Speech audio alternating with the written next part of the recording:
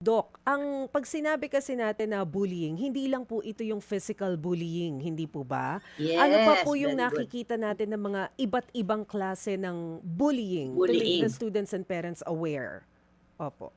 Oo, merong emotional bullying 'no, emotional abuse. Palagay mo, ah, sa isang eskuwela merong mga let's say mga babae lalo na sa girls school 'no, meron let's say leader na tatlong leader group sila 'no, tapos may pumasok na isang babaeng estudyanteng kaklase nila, lumapit sa kanila, walang makikita ang tao kasi ang gagawin lang nila, totoong nangyari ito, nangyayari talaga, titignan nila ng mula ulo hanggang paa yung gustong pumasok sa kanila sumali, tapos aalis sila. Nakita ko na yung epekto niyan, naging suicidal yung bata. Napaka-subtle, hindi makikita, hindi halata, pero ang epekto diyan mas matindi. So yung bata dahil ginaganon siya, ang tawag dun exclusion, hindi ka kasali, hindi ka kagaya namin, iba ka, mas mababa ka sa amin, hindi wala kang karapatan sumama sa amin. Yung message na yun, hindi yun physical bullying. Yes. Emotional bullying, social bullying na napakasakit.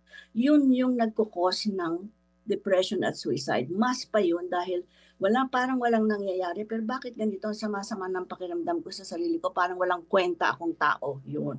Yun ang message. So merong physical bullying, merong, social bullying, tapos ngayon na kumakalat yung malakas masyado yung social media, meron ding cyberbullying. Yun ang sasabihin ko susunod. So, Opo. physical, social, emotional, ngayon, cyberbullying.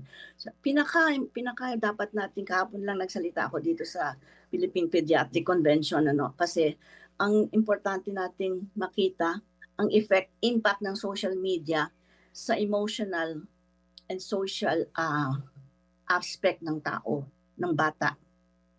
Actually, ngayong mga after the pandemic, nag-increase siguro ng mga nag-double siguro ang incidence ng anxiety, depression at suicide sa kabataan natin.